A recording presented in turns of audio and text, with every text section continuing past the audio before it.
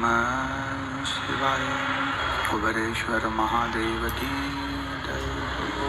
हर हर महादेव, हर हर महादेव, हर हर महादेव हर। काशी विश्वनाथ, ओगरदानी, त्रिकालदर्शी, कैलाशी, अविनाशी भगवान शिव, जिनकी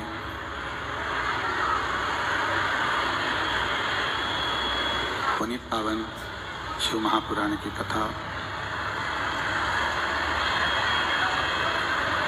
मैनपुरी के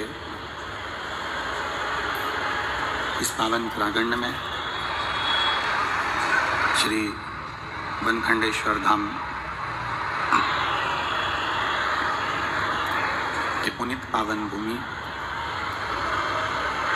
कथा के यजमान परिवार श्री राणेश सिंह चौहान, श्री बाबा देवादिदेव महादेव की करुणा, उनकी उदारता, उनकी कृपा है जो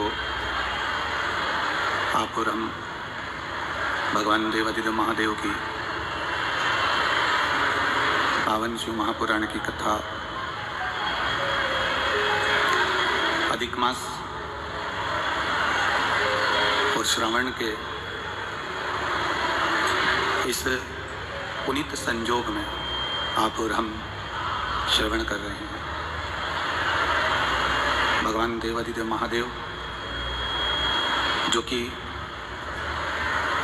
संपूर्ण विश्व का कल्याण करने वाले हैं,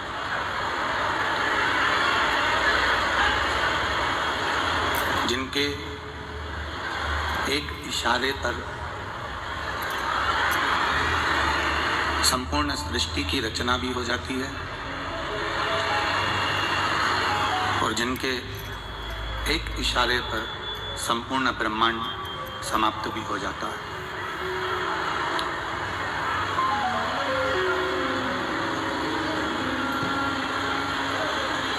ऐसा नहीं कि शिव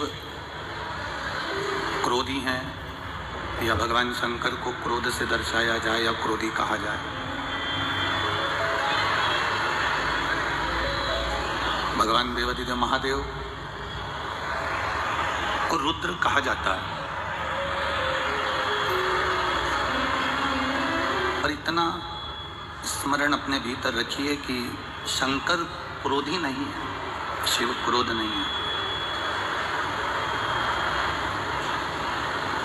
वो रुद्र है।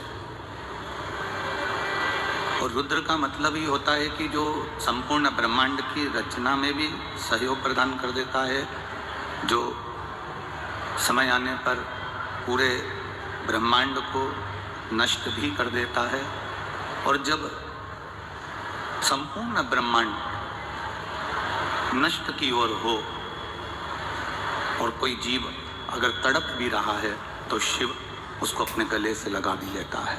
ये शिव है।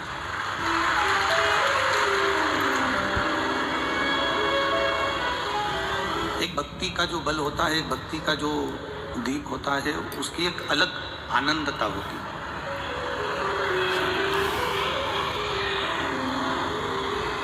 सब्जी में सारे मसाले हों और नमक ना हो तो सब्जी अच्छी लगेगी क्या? अरे बोलो तो नहीं लगेगी। सब्जी में आप हींग भी डाल दो, धना भी डाल दो, मिर्ची भी डाल दो, हल्दी भी डाल दो, सब कुछ अपने सब्जी में डाल दिया, पर सब्जी में सब कुछ पड़ा हुआ हो और नमक ना हो तो सब्जी में स्वाद नहीं आता।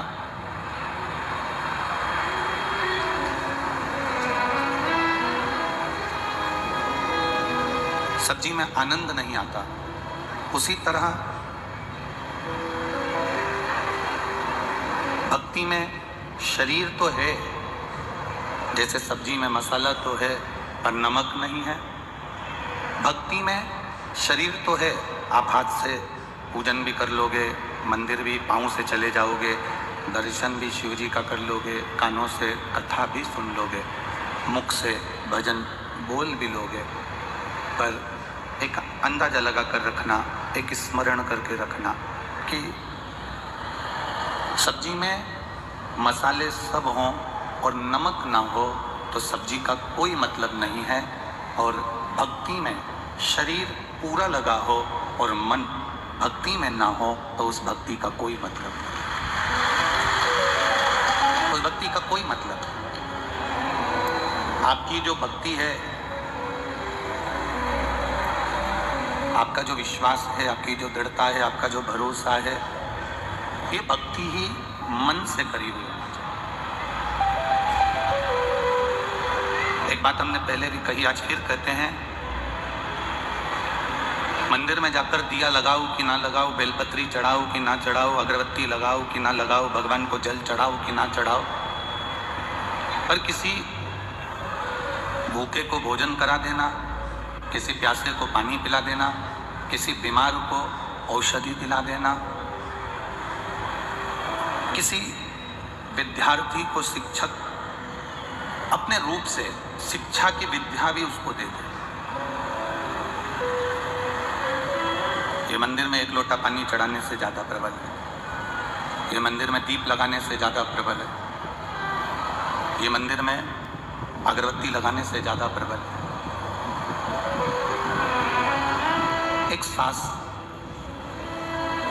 दिन भर अगर चिड़चिड़ करे या बहू दिन भर चिड़चिड़ करे, सास दिन भर अपशब्द बोले, बहू दिन भर अपशब्द बोले और हाथ में माला पकड़कर 1 घंटा आधा घंटा भगवान का भजन करे और सोचे कि मुझे परमात्मा मिल जाएगा, तो परमात्मा मिल पाएगा क्या?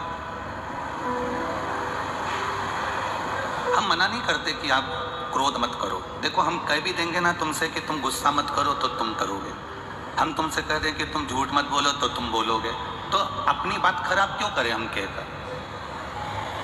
हम तुमसे कह दें कि यहाँ शपथ दिलवा दे तुमसे कि तुम आज से झूठ नहीं बोलोगे, तो तुम मानने वाले हो? भले शपथ दिलवा लोगे, हाथ लंबा करवा लोगे, ऐसी शपथ तो ना जाने दुनिया में कितनी दिलाई जाती है कि हम शपथ लेते हैं कि आज से ऐसा नहीं करेंगे, हम शपथ लेते हैं कि ये करेंगे, हम शपथ लेते हैं, और उसके फोटो खींचते हैं, मीडिया में चलता है, अखबारों में छपता है और वो शपथ हो जाती है, पर वो शपथ शपथ नहीं है।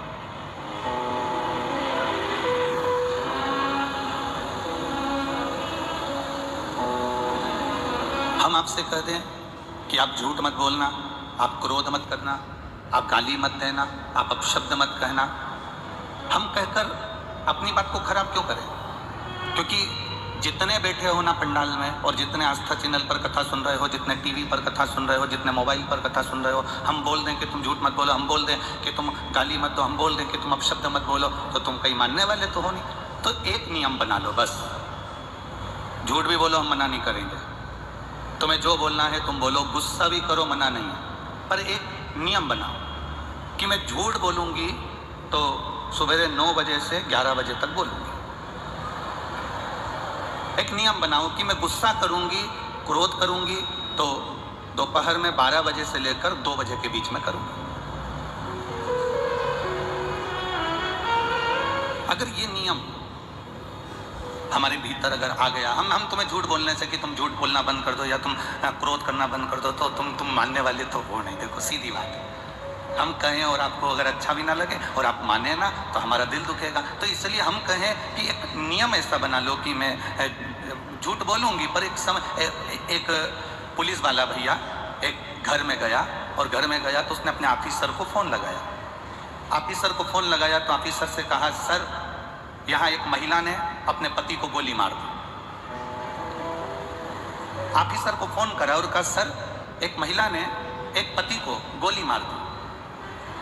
तो सर ने कहा, गोली क्यों मारी, कुछ मालूम पड़ा?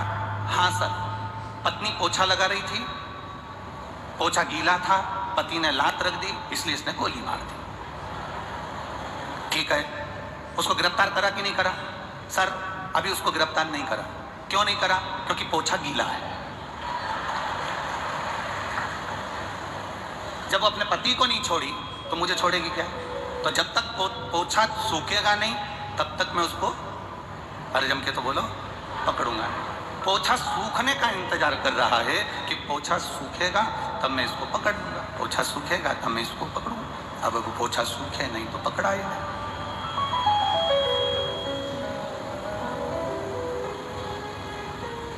समय टल गया, समय को टाला गया।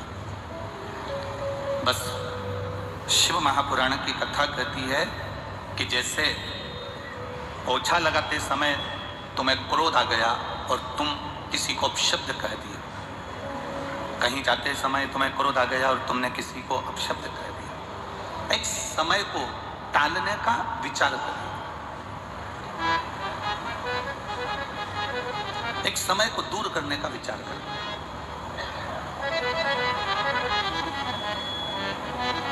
क्रोध का एक समय बना लो, झूठ बोलने का एक समय बना लो कि मैं इतनी बजे झूठ बोलूंगा, मैं इतनी बजे झूठ बोलूंगी, मैं इतनी बजे असत्य बोलूंगी। परिवार, घर, हमारा कुटुंब, ये सब अपने आप सुधर जाएगा, अपने आप सवर जाएगा।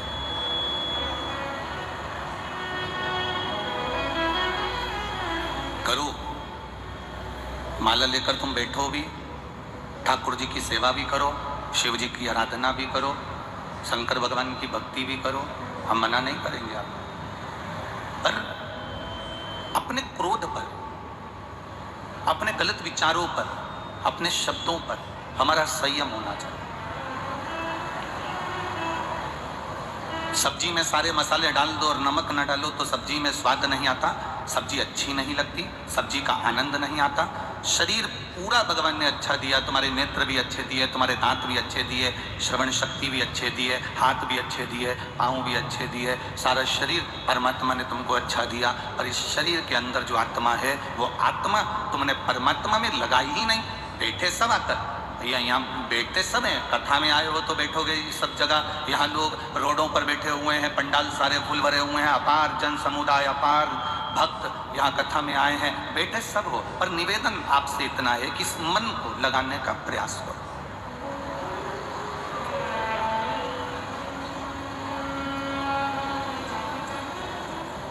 इस चित्त को परमात्मा में लगाने का प्रयास करो। कई लोग आते हैं कथा को सुनने के लिए बैठते हैं, और कई लोग आते हैं केवल आगे बैठने की जिद भी करते हैं, बैठ भी जाते हैं, और 15-20 मिनट बैठने के बाद इनको लगने लगती है कि अपनी गाड़ी में चली जाऊं, वहाँ गाड़ी में जल्दी जाके बैठ जाऊंगी तो जल्दी से निकल कर 5 बजते नहीं, ये 4 बजे से धीरे धीरे उठकर दूसरे को भी परेशान करो और दूसरे को भी मत सुनने दो, और खुद भी जल्दीबाजी में लोगों को परेशान कर कर जाने का प्लान करो। हमें समझ में नहीं आता कार्यकर्ता इन लोगों को आगे बिठा क्यों देते हैं। इनसे कुछ ले लेते हैं क्या कि दे दो 50-25 हजार रुपए तुम्हें आगे बिठा देंगे, तो 5 मिनट बैठना, उठ के चली जाना, जा।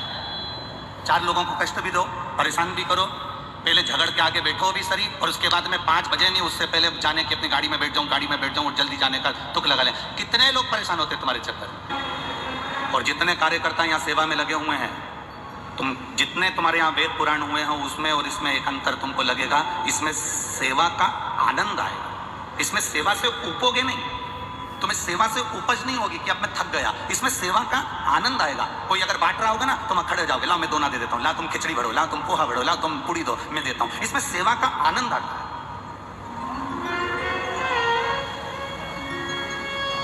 कोई का स्वास्थ्य गड़बड़ हो गया, बनखंडेश्वर महादेव कमेटी के लोग यहाँ खड़े होकर माइक में बोल रहे, डॉक्टर साहब की टीम जहाँ कहीं भी हो वो यहाँ पर आ जाए और आगे आकर सेवा करे। हम ऐसे डॉक्टर साहब को भी नमन करते हैं और ऐसे बनखंडेश्वर समिति को भी नमन करते हैं जो आवाज लगाकर बुला रहा है। टीम कहाँ है डॉक्टर साहब की, बुलाओ उनको और जल्दी से दिखाओ इनको, बुलाओ उनको, दिखाओ इनको। एक भक्ति के बल को बढ़ाना है। और जब भक्ति का बल बढ़ेगा, शरीर से तुम ये मत सोचना कि मैं हाथ से सेवा करूंगी तो भगवान प्रसन्न हो जाएगा, मैं चलकर कथा में पहुंचूंगी तो भगवान प्रसन्न हो जाएगा, मैं नयनों से दर्शन कर लूंगी तो भगवान प्रसन्न हो जाएगा, मैं कानों से कथा सुन लूंगी तो भगवान प्रसन्न हो जाएगा। भगवान को प्रसन्न करने का सबसे पहला तरीका है तुम्हारा दिल, तुम्हारा हृदय, तुम्हारा मन तुम परमात्मा से लगाने का प्रयास करिए। जब तुम्हारा हृदय, तुम्हारा दिल, तुम्हारा मन परमात्मा से लग जाएगा तब भगवान खुद प्रसन्न हो जाएगा।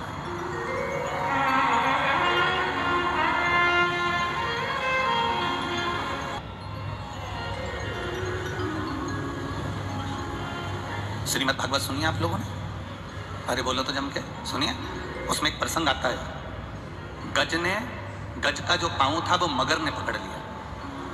हाथी का पांव मगर में पकड़ा, तब तुम बताओ कि हाथी ने अंग्रेजी में स्तुति करी थी, संस्कृत में करी थी, हिंदी में करी थी, मराठी में करी थी, गुजराती में करी थी? हाथी ने कौन सी भाषा में स्तुति करी थी? बोलो रे मैनपुरी वालों, हाथी अंग्रेजी बोला था क्या?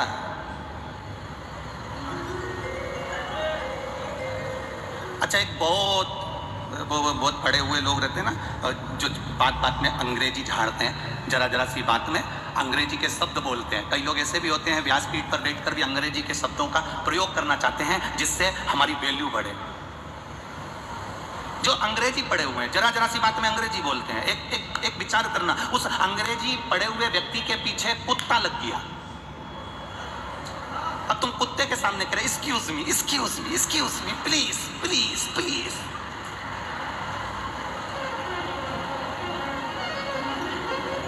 अब कुत्ता एक्सक्यूज मी समझेगा? अरे बोलो तो जम क्या है, प्लीज समझेगा? Please please excuse.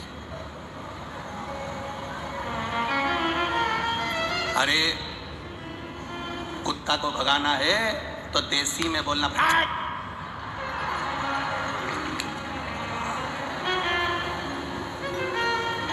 अब तुम सिर्फ excuse me please, excuse me please. अब कुत्ता क्या समझे तुम्हारा excuse me please, excuse me, don't touch please please please. कुत्ता क्या, यहाँ तो देसी बोलना पड़ेगा।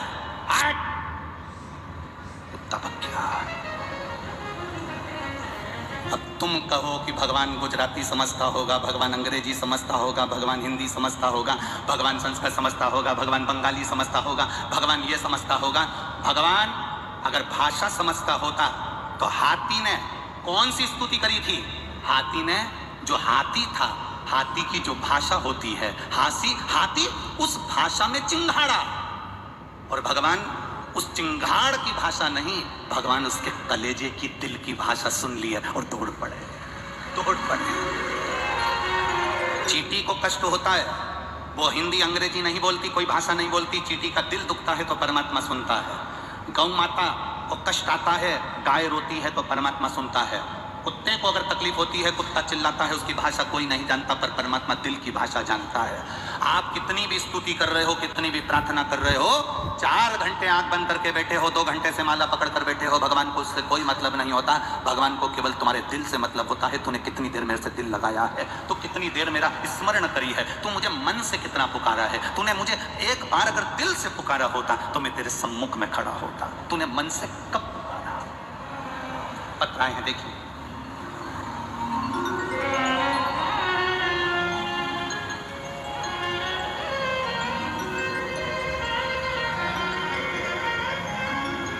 सिम्मी भदौरिया, मेरे पति का नाम अनुराग सिंह भदौरिया। कहीं बैठी हो सिम्मी जी तो हाथ हिला सकती है। मैं सिम्मी भदौरिया, कमाई का गांव काकन डांडी, जिला मैनपुरी में ही है। गुरुजी, मेरे सिर में ट्यूमर हो गया था, इसका ऑपरेशन ग्वालियर में हुआ। ट्यूमर की जांच कराई तो उसमें कैंसर निकला। ग्वालियर से डॉक्टर ने दिल्ली AIMS में रेफर कर दिया। इलाज कराते कराते मेरा कैंसर कई जगहों पर फैल गया था। मैं 4th स्टेज के कैंसर में पहुंच गई थी। डॉक्टर ने मना कर दिया था, गुरुजी ऑक्सीजन का लेवल नीचे गिर गया, 4th स्टेज का कैंसर हो गया। वेंटिलेटर पर डाल दिया गया और उसी टाइम मेरी माँ को किसी ने आपकी कथा के बारे में बताया। मेरी माँ ने हॉस्पिटल से ही पशुपतिनाथ का व्रत करना प्रारंभ करा। बेलपत्ती शिवजी पे चढ़ी हुई लाकर मेरी माँ ने मेरे वेंटिलेटर पर पलंग के अंदर तकिए के नीचे रख दी। शिवजी पर चढ़ा हुआ जल मेरी माँ मेरे शरीर पर लगा देती।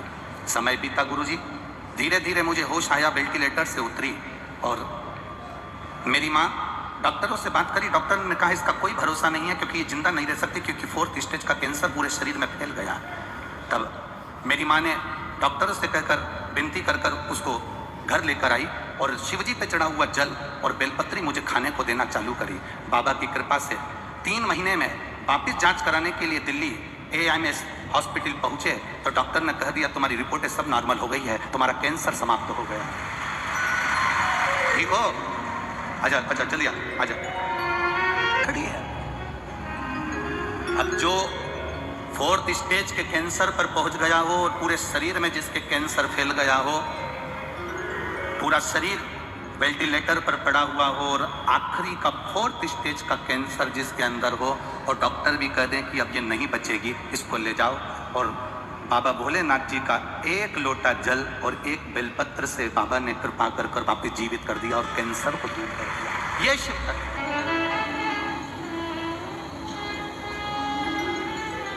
एक शिव की भक्ति, एक शिव का विश्वास, एक शिव का भरोसा हमारी जिंदगी को सार्थक कर दे।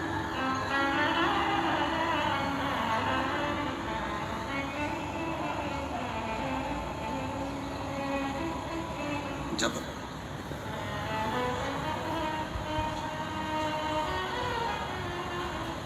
शिव की अविरल भक्ति की ओर हम बढ़े,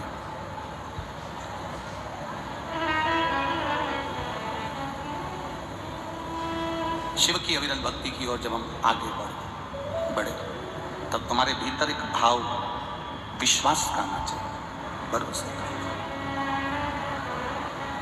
शरीर से भजन नहीं करना है, इस शरीर का करा हुआ भजन हमारे लिए मूल नहीं है। हमारा मूल है हमारे हृदय से किया गया भजन, हमारे दिल से किया गया, हमारे हृदय चित्त से किया गया।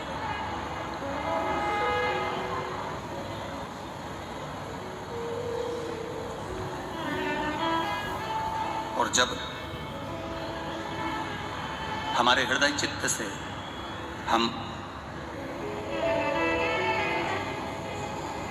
प्रभु के भजन को धारण करते हैं तो जीवन का एक आनंद हमारे भीतर समाहित होता है।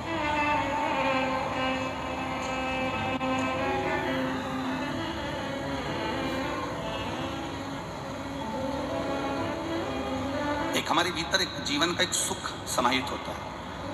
आज आप लोगों को एक बात कहना चाहते हैं, अगर थोड़ा सा आप स्वीकार करें तो, जितने लोग आस्था चैनल पर कथा सुन रहे हैं और जितने लोग पंडाल में कथा सुन रहे हैं और जितने मोबाइल पर कथा सुन रहे हैं, अगर हमसे मिलने के लिए व्यासपीठ पर आओ या हमसे मिलने के लिए हमारे पास में कमरे में भी आओ, तो निवेदन है आप लोगों से कि आप अपनी जेब की भेंट पैसा हमारे पास नहीं चढ़ाओगे, नहीं तो हम बेलपत्र यहाँ से नहीं देंगे आपको। इतना ध्यान रखो, व्यासपीठ की मर्यादा को बनाकर थोड़ा इसका स्मरण आप लोगों के भीतर होना चाहिए। इसी चक्कर में हम लोग यहाँ व्यासपीठ के पास किसी को आने नहीं देते। मूल है आप लोगों का धन दौलत आपके पास, पर जिस समय आप बाबा से मिलने के लिए आए हो और यहाँ से अगर बेलपत्र दी जा रही है तो आपकी जेब में से ठन्नी भी नहीं खसकना चाहिए। उस समय तुम्हारी खाली झोली बाबा के चरणों में होना चाहिए। और बेलपत्र जो दी गई है वो करोड़ों से कम नहीं है, खूब बाबा की शिव का स्मरण करें, शिव कथा करें। सब्जी में मसाले होंगे और नमक नहीं होगा तो सब्जी का कोई महत्व नहीं है। शरीर अच्छा है, पेट भी गए और दिल परमात्मा से नहीं लगा पाए तो फिर उस भजन का कोई मोल तत्व नहीं। इस हृदय को लगाना जरूरी है, इस चित्त को लगाना जरूरी है, इस मन को परमात्मा तक लेकर जाना जरूरी है। एक लड़के का एक पत्र है, जो लड़का कभी भगवान के मंदिर नहीं गया और भगवान से उसका हेत ना जुड़ पाया। पूनम श्रीवास्तव, पति संजय कुमार श्रीवास्तव, बेटा उमंग श्रीवास्तव, निवासी कानपुर। कहीं बैठे हो हाथ हिलाइएगा, आप ही हैं, दोनों हाथ हिला दो एक बार। पूनम श्रीवास्तव, पति का नाम संजय कुमार श्रीवास्तव, बेटे का नाम उमंग श्रीवास्तव, निवासी कानपुर। गुरुजी, मेरे भोले बाबा का मैं क्या वर्णन करूं गुरुदेव, भोले बाबा ने हमको इतना दे दिया कि हम अब क्या कहें। गुरुजी, मेरा बेटा 3 साल से सरकारी नौकरी की तैयारी कर रहा था, हम उससे हमेशा कहते थे मंदिर जाया कर, जल चढ़ाया कर। लोगों के प्रश्न जैसे वो भी हमारे सामने प्रश्न रख देता था, भगवान क्या करने वाले हैं, मंदिर जाकर क्या हो सकता है। गुरुदेव, मैंने बेटे से कहा केवल एक बार तू मंदिर जाना चालू कर दे। वो सीहोर वाला महाराज व्यासपीठ से बोलता है, छाती ठोक ठोक कर बोलता है कि शंकर अगर हाथ पकड़ लेगा तो दुनिया में किसी के हाथ जोड़ने की जरूरत नहीं पड़ेगी, तू जा, शिव के मंदिर जा। बच्चे ने शंकर के मंदिर जाना चालू करा, जो मानता नहीं था शिव को मानना प्रारंभ करा, एक लोटा जल चढ़ाना प्रारंभ करा। और जो बेटा 3 साल से सरकारी नौकरी की तैयारी कर रहा था उसको कोई रिजल्ट नहीं आया। बच्चे ने हाई कोर्ट की पेपर दिया और हाई कोर्ट का पेपर देने के बाद बच्चे ने कहा अब देखता हूं तेरे शंकर जी और तेरा सीहोर वाला महाराज क्या करता है। मेरे बाबा का मैं क्या वर्णन करूं। पशुपति व्रत प्रारंभ किए, शिव जी से एक बार कहा, एक चावल का दाना चढ़ाकर कहा, बाबा इसकी सुन लेना नहीं तो विश्वास उठ जाएगा। बाबा ने ऐसी कृपा करी, 2 महीने के अंदर बेटे का रिजल्ट आ गया और रक्षा मंत्रालय में बेटे का सिलेक्शन हो गया। और बेटा ज्वाइनिंग लेने से पहले व्यासपीठ को नमन करना चाहता है। बेटा आया है क्या? आप आए हुए, बैठो, बेटे से बाद में बैठो। ये शिव कथा, ये शिव की उदाहरण, ये शिव की कवि। वो सहज नहीं, एक भरोसा, एक विश्वास, एक दृढ़ता, और एक भीतर का जो भरोसा है, भीतर की जो दृढ़ता है, भीतर का जो एक आनंद है, वो परमात्मा से मिलाने का कार्य करता है। वो भीतर से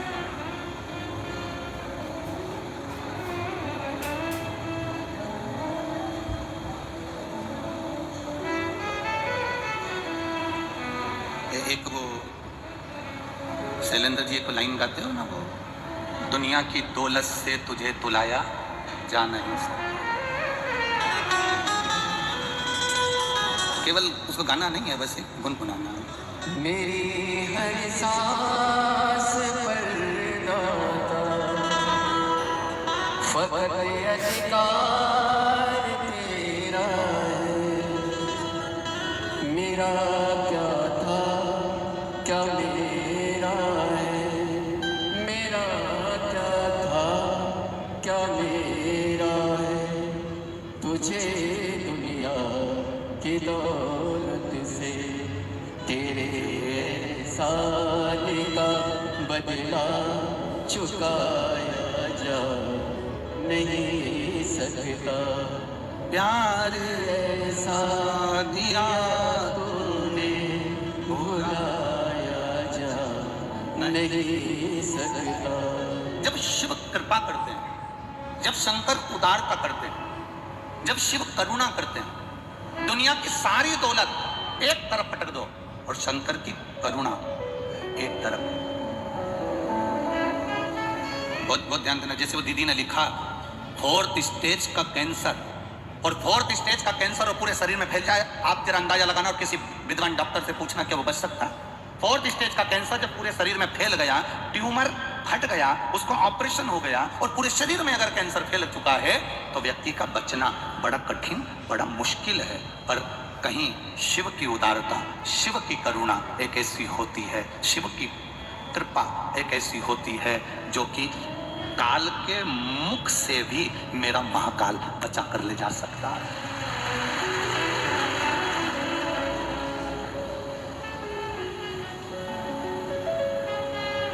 काल के मुख से भी बचाकर महाकाल ले जा सकता है। अकाल मृत्यु वो मरे जो काम करे चंडाल का, और काल उसका क्या बिगाड़े जो भक्त हो महाकाल का। जो शिव का उपासक है, जो शंकर का उपासक है, जो शिव की दृढ़ता को जानता है, जो शंकर की उदारता को जानता है, वो शिव तत्व को जानने वाला धूर है।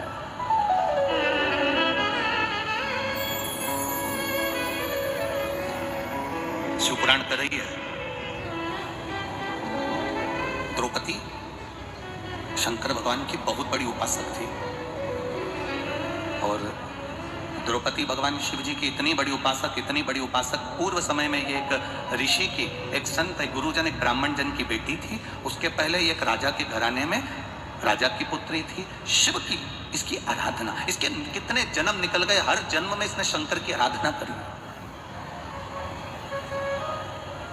प्रत्येक जन्म में इसने शंकर की आराधना करी। अब जब ब्राह्मण ऋषि की बेटी बनी तब इसने शंकर जी से वर मांगा, 14 गुणों से बलवान पति को मांगा था, 14 गुण वाला पति। तो शंकर जी ने कहा इतने गुण तो किसी में नहीं हो सकते, तो उसने कहा फिर 5 गुण का पति दे दो, जो वीर हो, धैर्यवान हो, विद्वान हो, और युद्ध में प्रबल, धनुर्विद्या में प्रबल, और दिखने में भी सुंदर। वैसे 5 गुण उसने पति मांगे। तो शिव जी ने कह दिया कि तुम्हें देता हूं। आखिरी में जो द्रौपदी ने मांगा वो किसी एक अकेली द्रौपदी के लिए नहीं था। जो आखिरी में मांगा गया वो केवल द्रौपदी के लिए नहीं था।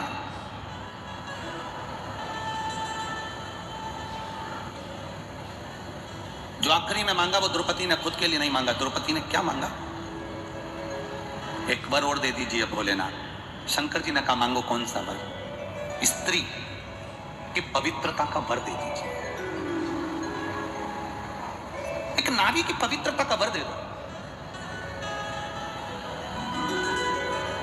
शायद ये कथा अभी तक प्रसंगों में नहीं आई, ये तब शिव महापुराण की कथा के प्रसंग में ये चरित्र आया है, तो आप ध्यान लगाकर सुनना। नारी की पवित्रता का वर दीजिए। शिव जी ने कहा मैं नारी की पवित्रता का वर देता हूं। क्या वर? नारी की पवित्रता रहना चाहिए। किस स्थान पर नारी की पवित्रता का स्मरण कराया गया? जरा जितनी मेरी बहनें बैठी हैं, जितनी मेरी माताएं बैठी हैं, जितनी मेरी जीजियां बैठी हैं, सावधानी से सुनना कि नारी की पवित्रता का वर केवल एक द्रौपदी को नहीं मिला था। नारी की पवित्रता का वर दुनिया की सारी स्त्रियों को मिला था। शिव जी ने कहा सुन द्रौपदी, ध्यान लगाकर सुनना। पहला नारी की पवित्रता का वर देता हूं।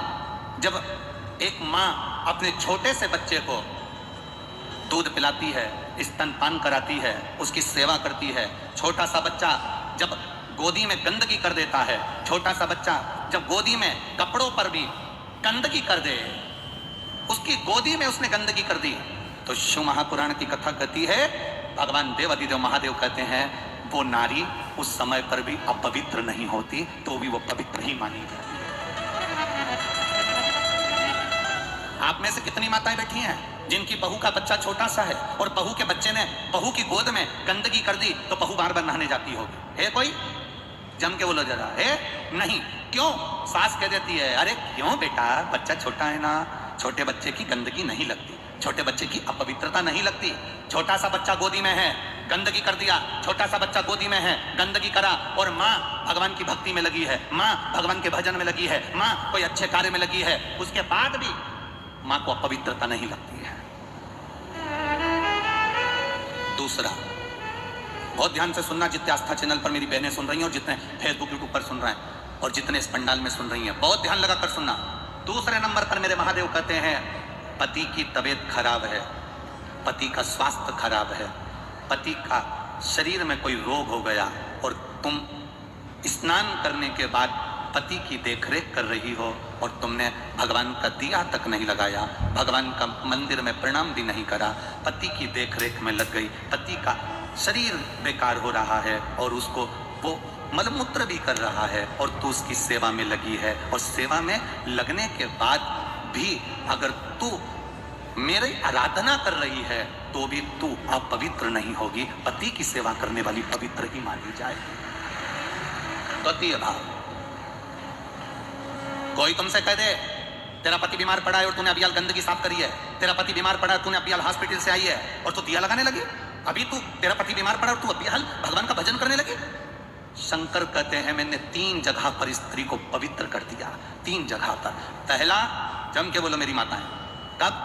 जब गोदी में बच्चा रहता है, छोटा रहता है, आप उसकी देखरेख कर रही हो, गंदगी कर रहा है, साफ सफाई कर रहे हो, उसके बाद भी आप अपवित्र नहीं हो, पति की सेवा कर रही हो, पति को परमेश्वर मानकर पूछ रही हो, पति को सेवा कर रही हो, उसको दवाई दे रही हो, उसको गोली दे रही हो, उसका शरीर नहीं काम कर रहा है, इसके बाद भी वो गंदगी भी कर रहा है तो तुम साफ कर रही हो, तब तुम अपवित्र नहीं हो, तुम पवित्र ही कहलाओगी। तुम्हारे भीतर एक पवित्रता का भाव आएगा। और तीसरे नंबर पर, घर में सास ससुर, घर में बुजुर्ग, घर में कोई बूढ़ा व्यक्ति बीमार है, तकलीफ में है, कष्ट में है, गंदगी भी कर रहा है और घर की बहू, घर के लोग उसको संभाल रहे हैं, उसकी सेवा में लगे हैं, तो शिव कहते हैं वो अपवित्र नहीं कहलाएगी, पवित्र ही कहलाएगी, उसमें अपवित्रता का भाव नहीं होगा।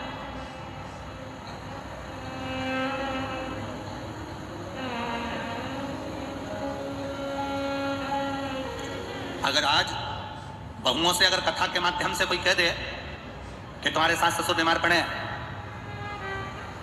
और तुमने उनके अभी कपड़े बदले हैं, उनकी गंदगी साफ करी है, जाओ तुम नहा के आओ, उसके बाद तुम यहाँ पर बैठना, उसके बाद तुम हमारा भजन करना, उसके बाद तुम्हारी हमारी भक्ति करना।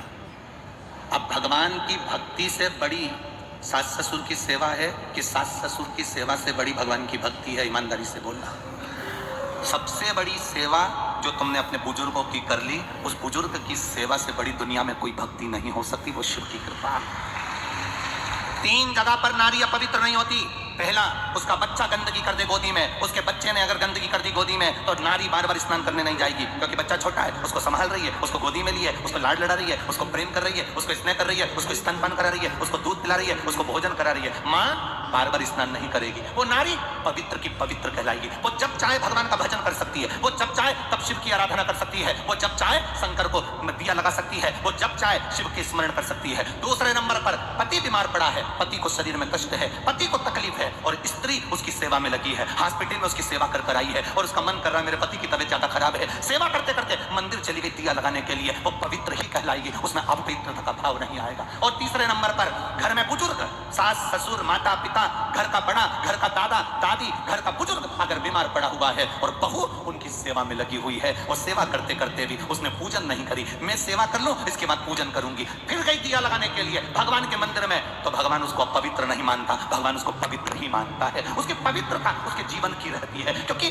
भगवान की भक्ति, भगवान का भजन, भगवान का कीर्तन, भगवान का स्मरण फल जब देता है जब हम किसी की सेवा का मूल तत्व अपने अंदर उतार लेते हैं कि मैं सेवा कर रही हूं।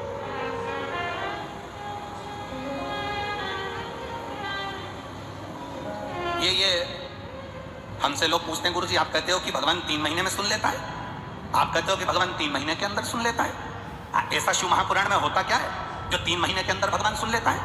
और हम यहां पर भी कहकर जा रहे हैं, जिसने 1 गिलास पानी पिलाया है, 1 अन्न का दाना खिलाया है, जिसने किसी को सेवा दी है, यहां बैठकर आप कुछ ना कुछ इस पूरे प्रागण्य में सेवा कर रहे हो, खाली नहीं जाएगा। 3 महीने का इंतजार करना, तुम्हारा पत्र कहीं ना कहीं कथा में मैनपुरी का पत्र भी वहां पर प्राप्त होगा, लिखा होगा। आज जब हम नीचे मिल रहे थे तो उस समय पर किसी ने 2 पत्र दिए थे, उसमें एक पत्र था कि गुरुजी बड़े बड़े संत जब कथा करते हैं, बड़ी बड़ी व्यासपीठ जब लगती है, तो उनके यहाँ पर बहुत सारे उनसे करोड़पति, अरबपति, लक्ष्मीपति उनसे बहुत जुड़े हुए रहते हैं, बहुत पैसे वाले उनसे लगे हुए होते हैं, पर आपकी कथा में जब भी देखो कोई ऐसा अरबपति खरबपति दिखता ही नहीं है, सब साधारण लोग आपकी कथा में नजर आते हैं। हमने कहा कि भाई देखो, वहाँ खरबपति की बात होती होगी, अरबपति की बात होती होगी, यहाँ तो गोरापति की बात है, और गोरापति जहाँ जैसा है वो वैसा ही है।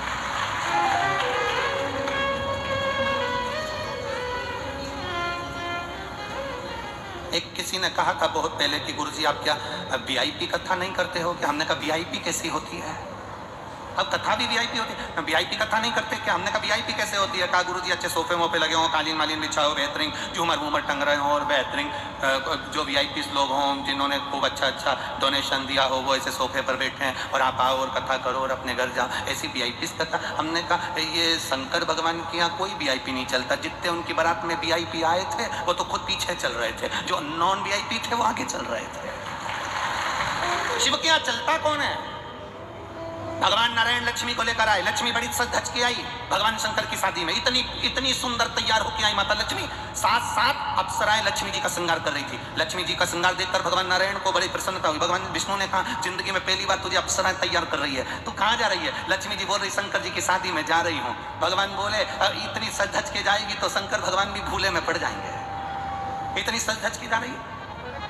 श्रृंगार कर रतन माणिक रतन आभूषण श्रृंगारित कर माता लक्ष्मी शंकर जी की शादी में गई थी। सरस्वती मैया श्रृंगार कर रही थी, अप्सराएं श्रृंगार कर रही थी। ब्रह्मा जी ने पूछ लिया ब्रह्माणी कहाँ जाने की तैयारी है? शंकर जी की शादी है इसलिए मैं तैयार हो रही हूँ। वो भी तैयार हुई, इंद्राणी तैयार हुई, सारी देवता सारी देवियां एक से बढ़कर एक श्रृंगार करके तैयार हुए। और तैयार होते से ही सबसे आगे ये खड़े हुए, शंकर भगवान को बोला भगवान विष्णु ने तुम्हारी शादी है, चलो बारात लेकर। शंकर भगवान बोले अभी नहीं चलूंगा, थोड़ी लेट चलूंगा। तो भगवान इंद्र ने कहा मुहूर्त तो आज का ही है। शंकर भगवान बोले मैं ऐसे मुहूर्त नहीं मानता, मैं मुहूर्त नहीं देखता। काल और महाकाल ये 2 बिना मुहूर्त के हैं। तुम्हारे यहाँ अगर काल मुहूर्त से आता हो तो बात दूसरी है। जब तुम्हारे मरने का समय आए तो तुम बहू से कह देना देख तो शुभ लाभ चल रहा है कि नहीं चल रहा, अभी नहीं मरूंगी, घड़ी देख कौन सी चल रही है। तो इतने में बहू कह देगी मम्मी अभी तो अमृत की चौघड़ियां चल रही है। तो यमराज से कह दो अभी नहीं मरूंगी, आधे घंटे बाद आना जब लाभ की घड़ी हो। मरने में समय नहीं देखा जाता। आप में से कितने लोग हैं जो समय देख के मरे हो? कोई ऐसा हो किसी ने समय देख के मरा हो, सुबह 9 बजे मरूंगी, जब तक खूब चरूंगी, अभी नहीं मरूंगी। है कोई? कोई नहीं। काल मुहूर्त नहीं देखता। मरने का समय नहीं होता। जब मरने का कोई समय नहीं है तो महाकाल से मिलने का भी कोई समय नहीं है। जब तुम्हारी मर्जी पड़े तब जाइए। शंकर का ओ घड़ी ये शंकर के मंदिर में तो अब पट हो गए, शंकर के मंदिर में तो अब दरवाजे हो गए। पहले शिव के मंदिर में दरवाजे नहीं होते थे, शंकर के मंदिर में पट नहीं होते थे। शंकर बिना पट का होता था। क्यों? शंकर भगवान कहते थे मैं पिता हूँ, मैं घर का बड़ा हूँ, घर का बुजुर्ग हूँ। इसलिए घर का जो बड़ा होता है, घर का जो बुजुर्ग होता है, घर में जब बेटे बड़े हो जाते हैं, बहुएं आ जाती हैं, पोता पोती बड़े हो जाते हैं, तो घर की जो बुजुर्ग माँ होती है ना, वो कमरे में नहीं सोती, हॉल में सोती है। उसको मालूम है मेरे बच्चों को कब मेरी जरूरत पड़ जाए मुझे आवाज लगा देंगे। शंकर के मंदिर में पट नहीं होता, शंकर के मंदिर में दरवाजा नहीं होता, शंकर के मंदिर में कोई द्वार नहीं होता। शंकर के मंदिर तो खुले होते थे, वो तो अब मंदिर में दरवाजे होने लगे, अब मंदिर में पट होने लगे। शंकर भगवान के मंदिर में ना पट है, ना झंझट है, ना कपट है और ना कपाट है। शिव तो कोक घड़ी है। कहा मुहूर्त निकल रहा है, चलो। कई लोग हमसे कह देते हैं महाराज जी आप बताओ कौन सी मुहूर्त में दुकान खोलें, आप बताओ कौन से दिन दुकान खोलें, आप बताओ कौन सी चौघड़िया में दुकान खोलें। हम उनसे कहते हैं जिस दिन तुम्हारे दिल से शंकर जी का नाम निकल जाए और शिव जी पर भरोसा तुम अगर करना चालू कर दो, किसी भी दिन दुकान खोल लेना, 1 नंबर चलेगी, ये निश्चित है।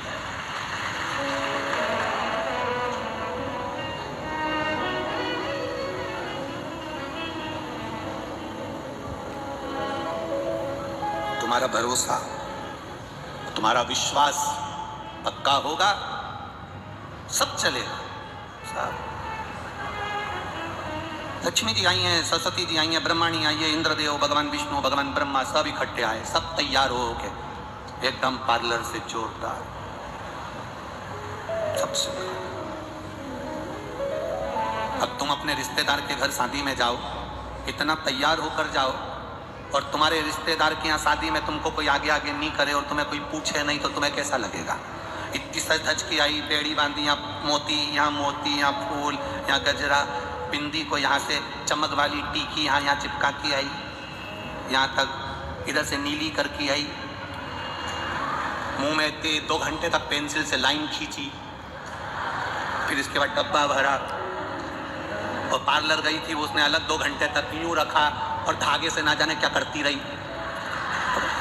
इतनी मेहनत करी तुमने बस शादी के लिए, इतनी मेहनत, और तुम शादी में गई और तुम्हें कोई ना पूछे तो, तुम्हें कोई आदर ना करे तो, तुम्हें कोई आगे रखे ही नहीं तो। अब इतनी तैयार होकर लक्ष्मी, सरस्वती, इंद्राणी ने, ब्रह्माणी साहब गई और मैं पहुंच गई, और इतने में लक्ष्मी जी ने भगवान विष्णु से कहा प्रभु से बोलो बारात जल्दी निकालो। क्यों?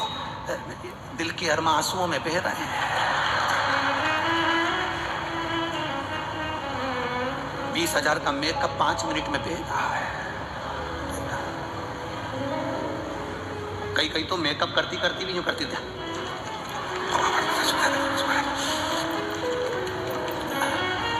अब इधर अब बेचारा पति आया, हाँ क्या है, इसको पकड़ो जल्दी से।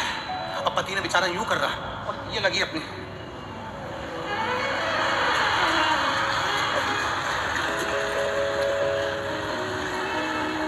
पिन देना, नीचे से साड़ी खींचो, नीचे से खींचो,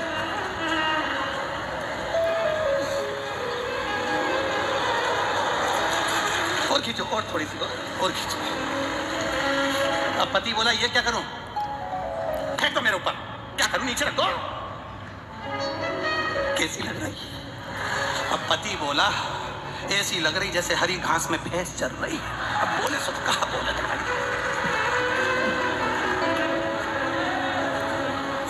लक्ष्मी जी नारायण से बोली भगवान से, प्रभु। भगवान बोले क्या है? बारात जल्दी निकालो, जल्दी। भगवान बोले क्यों?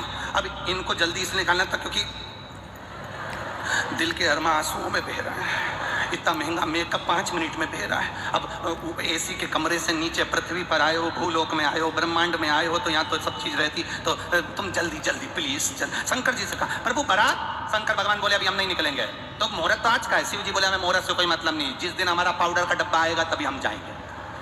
अब भगवान शंकर जी समझ में ही नहीं, भगवान विष्णु समझ ही नहीं पाए कि पाउडर का डब्बा का मतलब। इतने में लक्ष्मी जी कहने लगी हमको लगता है इनके यहाँ डब्बा नहीं है पाउडर का, हमें मालूम होता तो हम पहले से लेके आते, हमें क्या मालूम था कि इनके यहाँ डब्बा नहीं। अब इतना तो सुनना था। इतनी देर में सामने से आवाज आ रही थी, राम नाम सत्य है। शंकर भगवान उठकर नाचने लगे, मेरा पाउडर का डब्बा आ गया।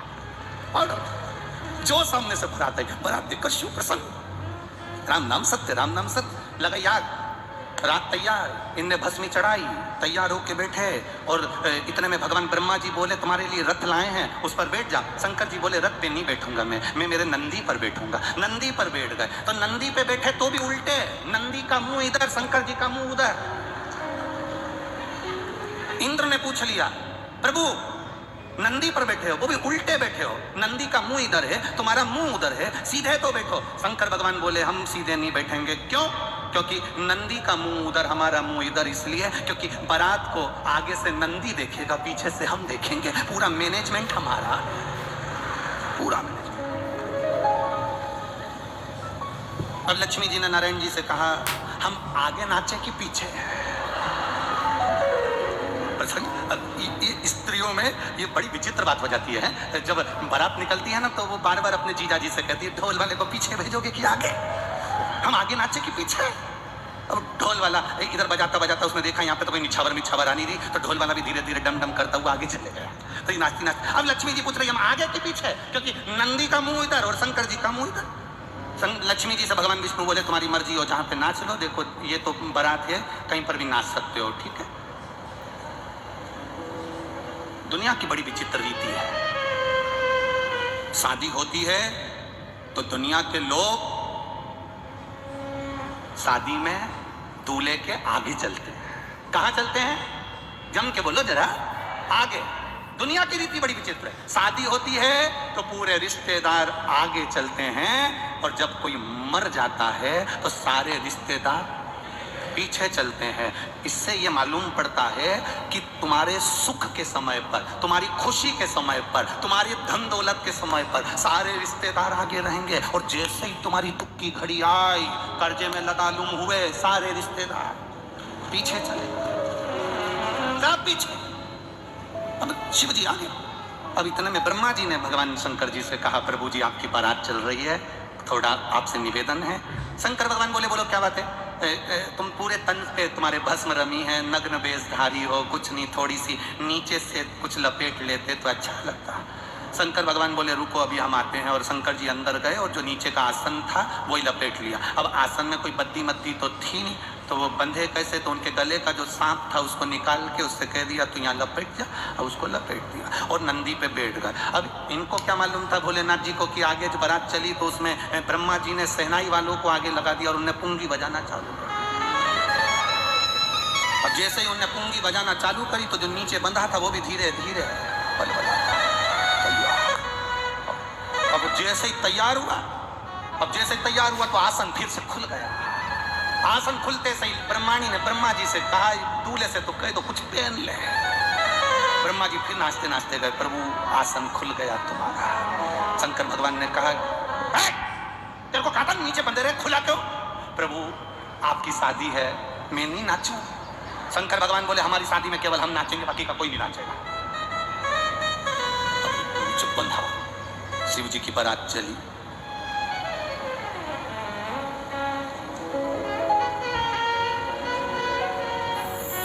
सारे देवता चल रहे थे, शंकर जी का मन नहीं लग रहा था।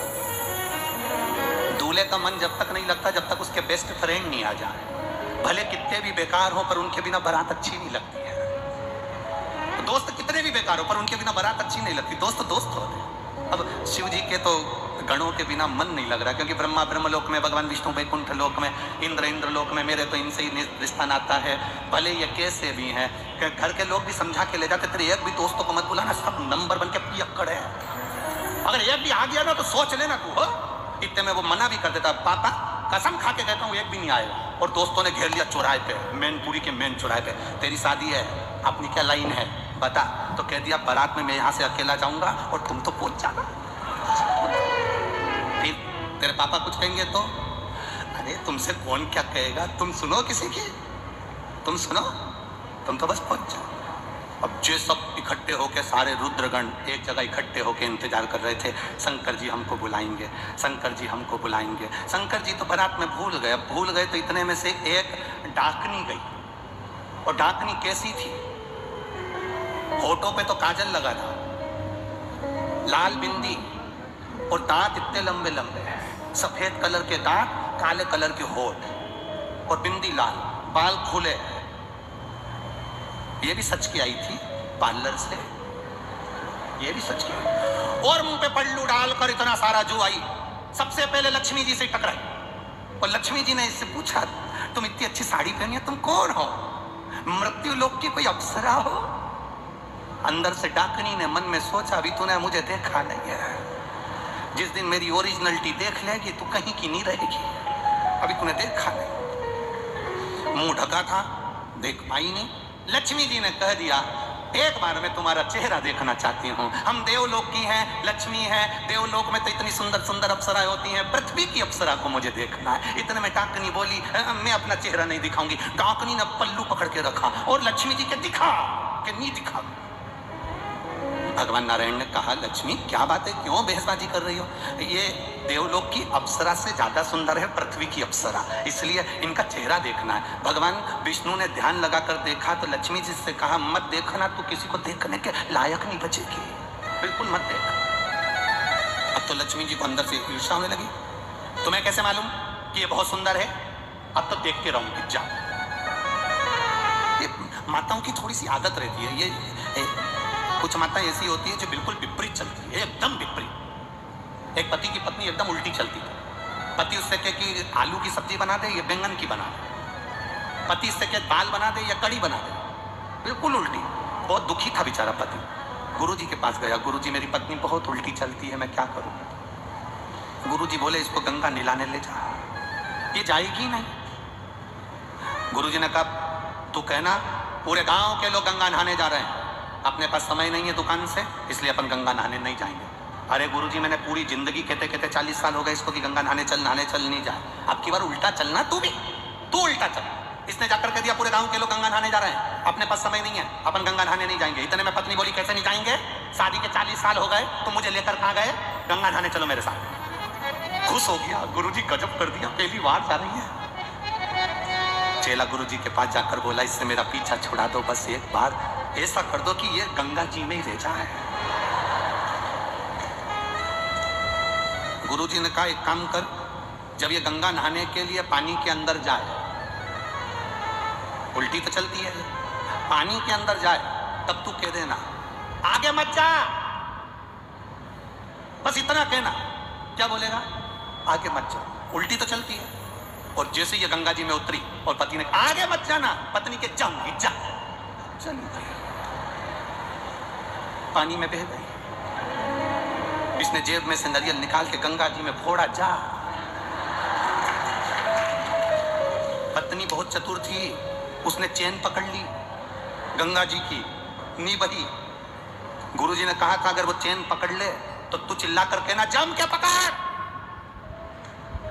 तू चिल्ला के कहना, जम के पकड़। उसने चेन पकड़ी और उसने कह दिया, अच्छे से पकड़ना। पत्नी बोली, नहीं पकड़ना, ले। चली गई, जा, नहीं पकड़ू, जा। वो तो अच्छा है अपनी मैनपुरी की नी थी, पकड़े सो तो कहा पकड़े। अब लक्ष्मी जी बोली, मैं तो चेहरा देखे बिना रहूंगी नहीं, मुझे चेहरा देखना। अब भगवान मना कर रहे, नहीं मेरे को तो देखना है, मैं तो चेहरा देखे बिना मानूंगी ना। लक्ष्मी जी चेहरा देखे, जो लक्ष्मी जी ने उसका चेहरा देखा, 1 सेकंड के लिए लक्ष्मी जी पृथ्वी पर नहीं टिकी, सीधे बैठ, सीधे बैठ।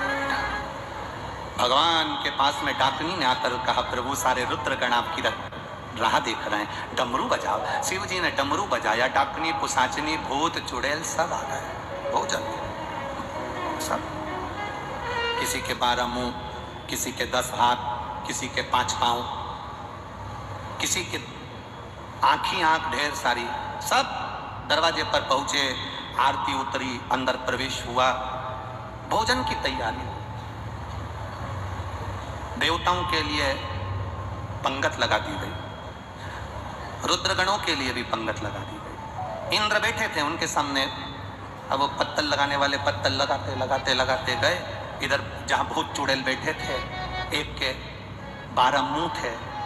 पत्तल लगाने वाले ने पूछा, कौन से मुंह से खाओगे? पत्तल कितनी रखूं? उसने कहा 12 रख। और आगे गए, एक का मुंह आगे भी था पीछे भी था। उससे पूछा, तुम कैसे खाओगे? पत्तल इधर रखूं कि उधर? उसने कहा दोनों जगह रख। और आगे गए, एक का मुंह ही नहीं था, केवल गला गला। अब ये चक्कर में पड़ गया, ये कैसे खाएगा?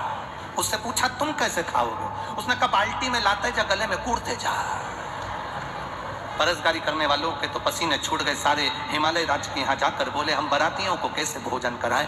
देव ऋषि नारद ने कहा, घबराओ मती, ब्रह्मा जी से पूछो कि बारात को कैसे भोजन कराया जाए। ब्रह्मा जी से पूछा, बारात को कैसे जिमाए? ब्रह्मा जी ने कहा, देवता बैठ के जिम रहे हैं, पंगत में जिम रहे हैं, सारे देवता बैठकर आराम से भोजन कर रहे हैं। ये तो कर रहे हैं, हमने माना, पर ये भूत चुड़ैल का क्या करें? इनको भोजन कैसे कराएं? ब्रह्मा जी ने कहा, घबराओ मती, यहाँ से लेकर वहां तक सारे बर्तन भर भर के रख दो और एक एक भूत चुड़ैल के हाथ में एक एक प्लेट और एक एक चम्मच दे दो और इनको जैसे गाय को खला में छोड़े ऐसे इनको छोड़ दो, खान दो।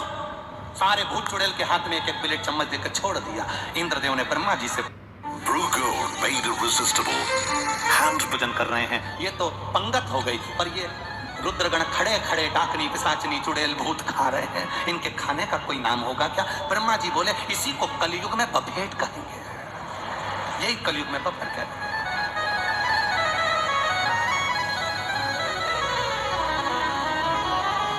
और भयंकर हालत। आप क्या होता है बफेट? अरे बोलो तो जमके होता है। बहुत बुरी हालत होती है उसमें, खाने का कंपटीशन होता है। दुनिया में सबसे ज्यादा भीख मांगने वाले वहीं मिलेंगे आपको। तुम देखना, सबसे ज्यादा भीख मांगते नजर आते हैं जब वो पानी पूरी की जगह पर। क्या बोलते? पानी पूरी कि गोलगप्पा? गोलगप्पा। हैदराबाद में भी गोलगप्पा बोलते हैं। किसी ने हमसे पूछ लिया था, इसको गोलगप्पा क्यों कहते हैं? कई बोले कि इसको गोलगप्पा क्यों कहते हैं, गुपचुप क्यों कहते हैं? तो हमने कहा, जैसे मुंह में गुप आदमी चुप, वो खाए से बोले क्या खा। सबसे ज्यादा भीड़ पड़ती है उसी गोलगप्पा में, वो पानी पूरी में। और मालूम पड़े, भैया हाथ में दोना कटोरा, भिखारी जैसा कटोरा दे दे भैया, भैया दे दे प्लीज भैया दे दे। अब उसको गर्मी भी लग रही है और देना भी सबको है और पाँव में खुजाल भी चल रही है, खुजाल है सबको। और फिर और सब लोग पल्लू डाल डाल के, पानी बहुत अच्छा है। इतना अच्छा पानी तो अपने घर में भी नहीं बनता, क्योंकि घर में ऐसा सामान नहीं डलता। इतना जोरदार पानी है, इतना जोरदार। और फिर भोजन करके सब बाहर निकले, सो तो आनंद होए। शिव महापुराण की कथा कहती है, बाबा शिव जी का मंगल विवाह बड़े आनंद के साथ, जो भाव के साथ होता है वो एक आनंद की बात है।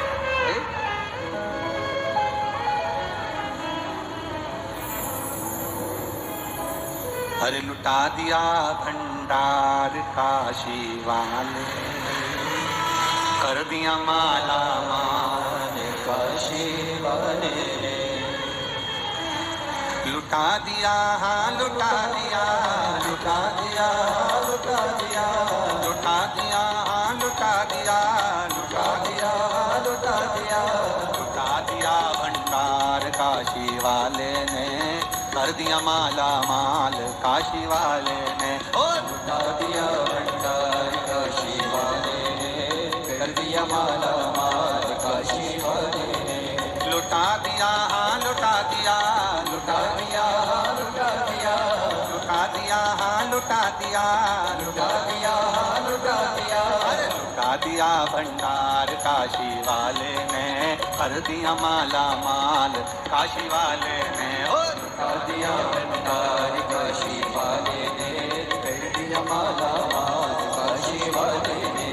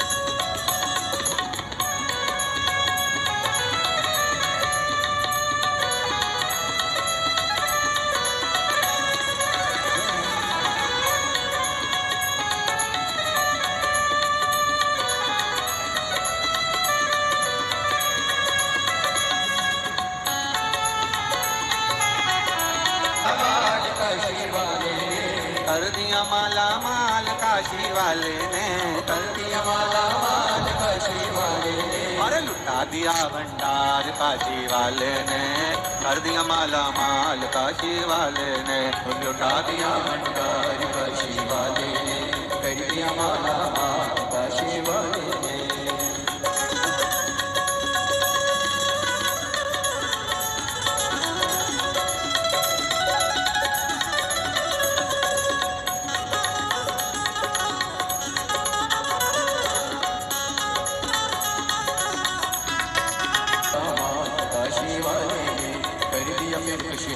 काशी वाले ने, कर दिया माला माल काशी वाले ने, कर दिया माला माल काशी वाले ने, कर दिया माला माल काशी वाले ने, कर दिया माला माल काशी वाले ने, कर दिया माला माल काशी वाले ने, लुटा दिया भंडार काशी वाले ने, कर दिया माला माल काशी वाले ने, लुटा दिया भंडार काशी वाले ने, कर दिया माला माल काशी वाले ने, लुटा दिया भंडार काशी वाले ने, कर दिया माला माल काशी वाले ने, लुटा दिया भंडार काशी वाले ने, कर दिया माला माल काशी वाले ने, लुटा दिया भंडार काशी वाले ने, कर दिया माला माल काशी वाले ने, लुटा दिया भंडार काशी वाले ने, कर दिया माला माल काशी वाले ने। हर हर महादेव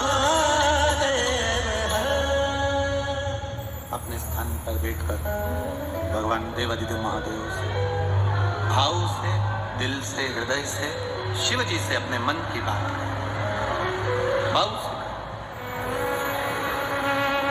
जहां भी जगह मिले वहां बैठकर बाबा देवादिदेव महादेव से अपने मन की बात भगवान शिव से प्रार्थना से बड़े भाव से श्री शिवाय नमस्ते, श्री शिवाय नमस्ते, श्री शिवाय नमस्ते, भोला सब दुख काटो मारा, ओ भोला सब दुख काटो मारा, शिव शंकर जपो तेरी माला, भोले बाबा जपो तेरी माला, भोला सब दुख काटो मारा, ओ भोला सब दुख काटो मारा, वेश मंगल मंगलकारी, वेश मंगल मंगलकारी, शमशान वासी हमारा, शमशान वासी हमारा, ओ भोला सब दुख काटो मारा, ओ भोला सब दुख काटो मारा। शिव कथा करो, भगवान शंकर का संवाद करा, शिव तत्व करा। 3 जगह पर नारी को पवित्रता का भाव वर्णित कर दिया। और जितनी माताएं बैठी हैं वो भी मुख से बोलेंगी। पहला स्थान कौन सा बताया? बच्चा जब छोटा है, गोदी में है, वो बच्चा गंदगी भी कर रहा है तो भी नारी पवित्र है। दूसरा स्थान कौन सा बताया? पति की सेवा अगर पत्नी कर रही है, पति सेवा में लगी है तो वो पवित्र है। तीसरा स्थान कौन सा बताया? घर के बुजुर्ग माता पिता सास ससुर की सेवा में लगी है, वो पवित्र है। ये पवित्रता का भाव है।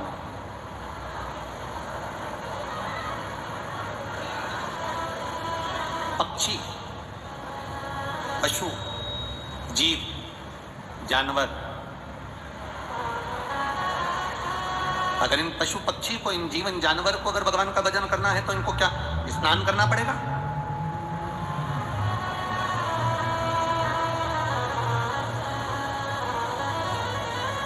क्या इनको उस स्नान के बाद पूजन करेंगे तो उसका क्या फल प्राप्त होगा? कल एक प्रसंग पर अपन रुके थे कि सौभाग्यवती नारी, सुहागिल स्त्री जब सुहागिलें करती हैं, अब यहाँ पर गोरनी बोलते हैं कि सुहागिल बोलते हैं, जो भी आप लोग बोलते होगे वो अपने ऊपर है आप लोगों के। तो जब सौभाग्यवती नारी गोदी में ये सती मैया के प्रसंग से ये प्रसंग है, ध्यान देना महाराज, बहुत बहुत स्मरण में रखिएगा। आपके कोई पूछे तो आप लोगों को जवाब देने में दिक्कत नहीं आएगी और आप उस का स्मरण करेंगे।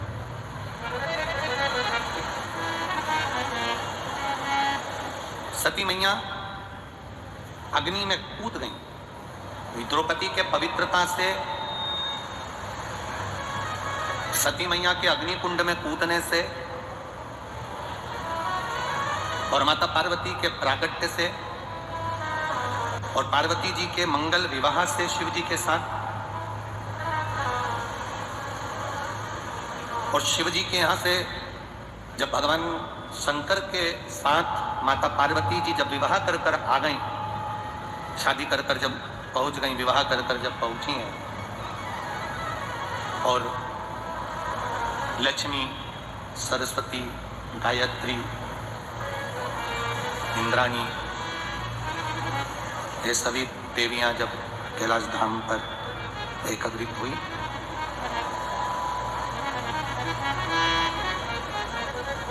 उस प्रसंग से इसको जोड़ा गया। सती मैया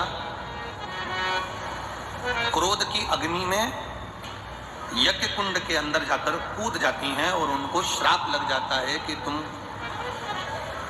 देव यज्ञ में, देवताओं के होने वाले इस कार्य में, होने वाले सत्कर्म में तुम कूदी हो, इसलिए तुम्हें कोयल की योनि प्राप्त हो। शंभु शंभु शंभु, तुम्हें कोयल की योनि प्राप्त हो।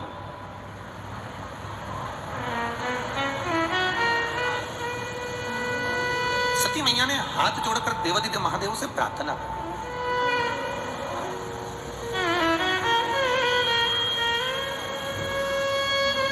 प्रभु, गलती तो हो गई, अब ये गलती तो हमसे हो गई है कि ये अग्नि में, हम यज्ञ की अग्नि में हम कूद गए हैं। थोड़ा बेस कम करो बाबा। यज्ञ की अग्नि में हम कूद गए, ये गलती तो हमसे हो गई है, पर क्षमा भी तो आप ही को करना है। क्षमा भी तो आप ही को करना है। शंकर भगवान ने कहा, तुम कोयल के रूप में जन्म लेने के बाद में जब 2 आषाढ़ पड़ेंगे, जिसको दुनिया के लोग कोकिला अधिक मास कहेंगे, और ये 2 आषाढ़ में तुम जब मेरी आराधना करोगी अखंड सौभाग्य को पाने के लिए,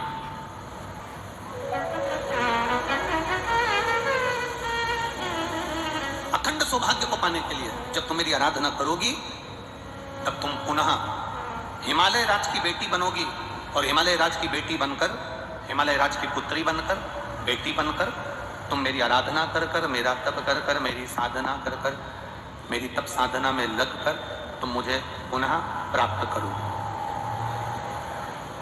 वापिस मुझे तुम प्राप्त करो। अब देखिएगा, कोयल का जन्म मिल गया माता सती को, और कोयल के जन्म को पाकर मां सती जगह जगह भ्रमण करने लगी। भ्रमण करते करते एक बार माता सती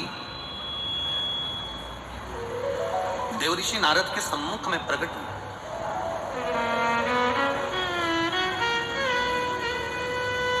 और देवऋषि नारद ने जब माता सती को देखा तो माता सती से कहा, सती मां को नमन कर कर कहा कि एक छोटी सी गलती सती माता तुमने कर ली।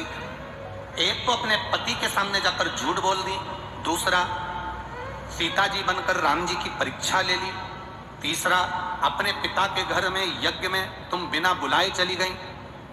और चौथा, जो गलती तुमने करी है वो गलती सबसे प्रबल गलती है करी कि उस यज्ञ की अग्नि में, यज्ञ के कुंड में तुम कूद कर अपने प्राणों को त्याग,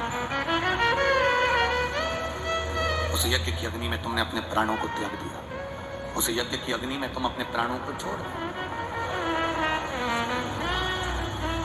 अब थोड़ा सा ध्यान लगाना, ये जितनी माताएं बैठी हैं, जितने भाई बैठे हैं, जितने लोग आस्था चैनल पर कथा सुन रहे हैं, जितने फेसबुक यूट्यूब पर कथा सुन रहे हैं, जरा ध्यान लगाकर कथा का स्मरण करना। सती मैया के जन्म से पहले, पार्वती जी के जन्म से पहले जितने जितने जन्म माता पार्वती के हुए हैं,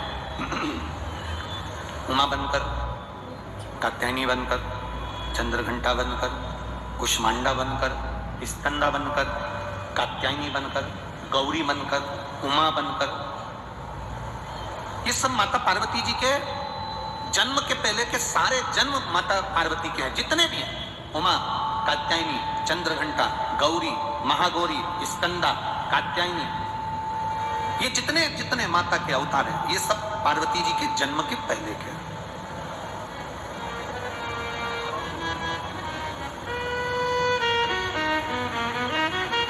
सती मैया के भीतर ये भाव जागृत हो गया, माता सती के अंदर ये भाव जागृत हो गया। देवऋषि नारद से कहा कि मैं 51 ये जितने जन्म मैंने लिए हैं, 50 जन्म मैं ले चुकी हूं, और पार्वती का जो मेरा जन्म होगा वो 51वें नंबर का होगा। कुछ ऐसी कृपा कर दीजिए कि मेरी मांग का जो सिंदूर है वो अखंड रहे, और बार बार मुझे इस शरीर को छोड़ना ना पड़े, इस शरीर से मेरे बार बार ये शरीर मेरा छूटे ना। ऐसी कुछ कृपा, ऐसी कुछ दया, ऐसी कुछ करुणा हो जाए।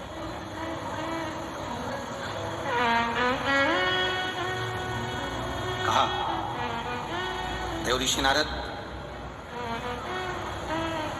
तुरंत वर्णन कर दिए, मां, जब तुम्हारे चित्त में, जब तुम्हारे भाव में, तुम्हारे हृदय में, तुम्हारी चित्तवृत्ति में, तुम्हारे हृदय में, तुम्हारे भावों में, जिस समय पर तुम कोयल बनकर भी एक अन्न के दाने को अगर उठा लोगी, और वो अन्न का दाना तुमने जो उठाया है, अगर वो 2 भाग वाला है, वो अन्न के दाने में अगर 2 भाग हैं जिसको तुमने उठाया, और वो अन्न का दाना भूलवश भी अगर किसी सौभाग्यवती नारी की गोद में अगर पड़ जाता है, तो मां, तेरा वो अखंड सौभाग्य भी रहेगा, और तुझे जिंदगी में दूसरी बार फिर बदल कर जन्म नहीं लेना पड़ेगा। एक ही अखंडता में चलता है, एक अखंडता के साथ।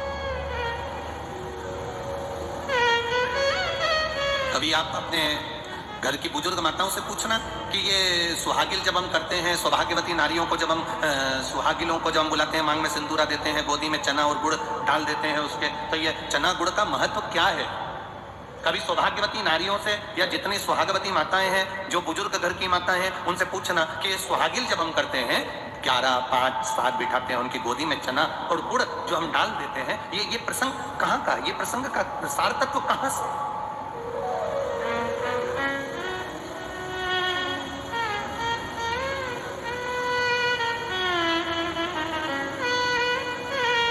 दुनिया में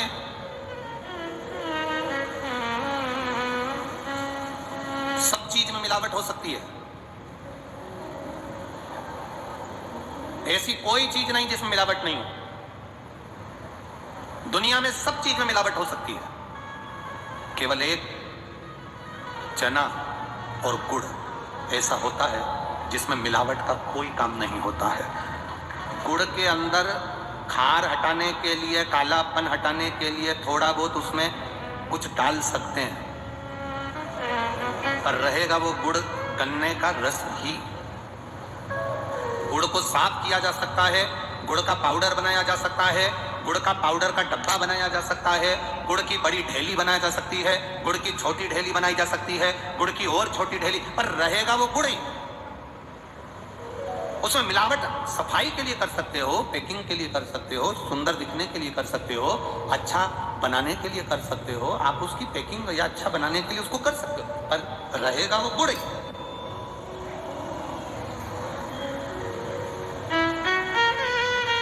मेरे शिव की कथा करती है, भगवान नारायण का संवाद कहता है, बृहस्पति महाराज की कथा करती है, बद्रीनाथ भगवान की कथा करती है, और माँ पार्वती जी का संवाद करता है कि सुहाग में भी एक चीज ऐसी होती है, आपने कभी अनुभव करा होगा, यहाँ जितनी सुहागन माताएं बैठी हैं इनके स्मरण में होगा कि आप जब 10-12 माताएं सुहाग लेने के लिए बैठती हैं तो उसमें सबसे जरूरी अगर कोई चीज होती है तो वो मांग का सिंदूर होता है। बोलो सही है कि गलत है? जम के तो बोलो, सबसे जरूरी क्या है?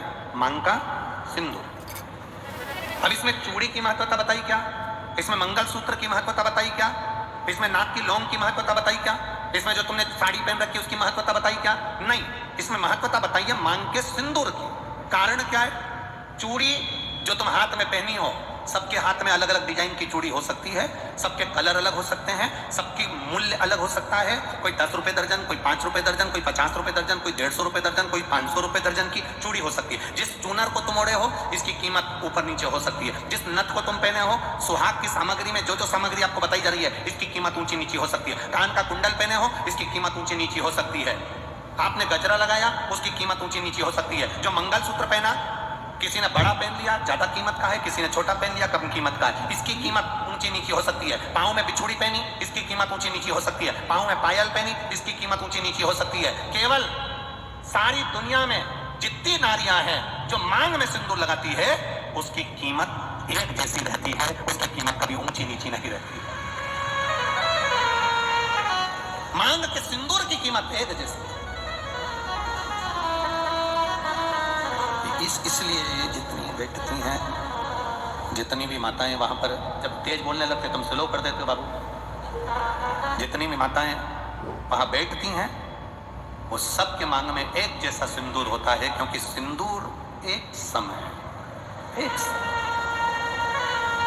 16 श्रृंगार में से बाकी के श्रृंगार की कीमत ऊंची नीची हो सकती है, पर मांग के सिंदूर की कीमत एक जैसी, अखंडता, अखंडता।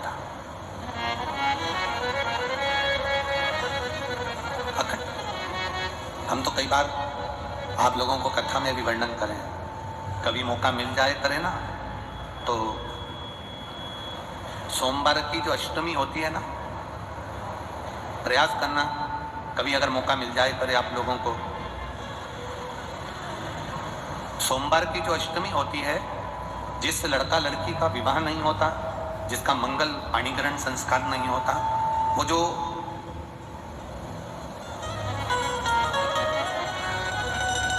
ये अशोक सुंदरी वाली जो जगह होती है, ये शिवलिंग है, ये जलाधारी है। यहाँ से जो चरण है, इसमें राइट में गणेश जी, लेफ्ट में कार्तिकेय जी, बीच में एक मोटी सी लाइन होती है जो अशोक सुंदरी का स्थान होती है। शिवलिंग के ऊपर जो जलाधारी बंदी होती है, वो जलाधारी में से जो बूंद बूंद पानी शिव जी पर गिरता है, वो शंकर भगवान की 5 बेटियां जया, विषहरा, शामली बारी, दौतली और देव, ये ऊपर से एक एक बूंद पानी शिवलिंग पर गिरा रही होती। कभी मौका लगे और आपको लगे कि विवाह नहीं हो रहा है बच्चों का, तो उस समय पर ये 3 पत्ती की जो बेलपत्र लेते हैं, बीच की पत्ती में कंकु रोली या लाल चंदन, और 2 पत्ती में पीला चंदन, अक्षत का एक दाना ऊपर वाली पत्ती में जिस पर आपने लाल चंदन लगाया है या रौली लगाई है, और 3-3 अक्षत के दाने इन दोनों पत्ती में।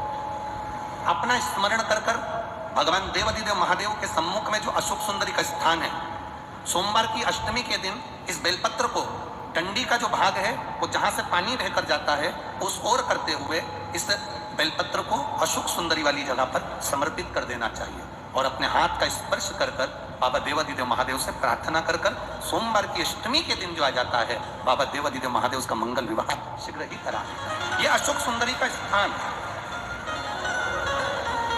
ये अशोक सुंदरी की जगह जो है ना, स्थान जो है, ये कोई साधारण नहीं। और हम फिर कहेंगे, अगर सौभाग्यवती नारियों को हम तो स्मरण में उनके लाना चाहेंगे कि प्रयास करा करो, प्रयास करा करो कि सुहाग की सामग्री आप चुनड़ी देते हो, चूड़ी देते हो, काजल देते हो, लाली देते हो, आप बहुत सारा सामान सुहाग का देते हो। हम मना नहीं करेंगे, पर प्रयास करा करो कि सुहाग की सामग्री कभी भी प्लास्टिक की डलिया में नहीं, बांस की टोकनी में रखकर देना चाहिए।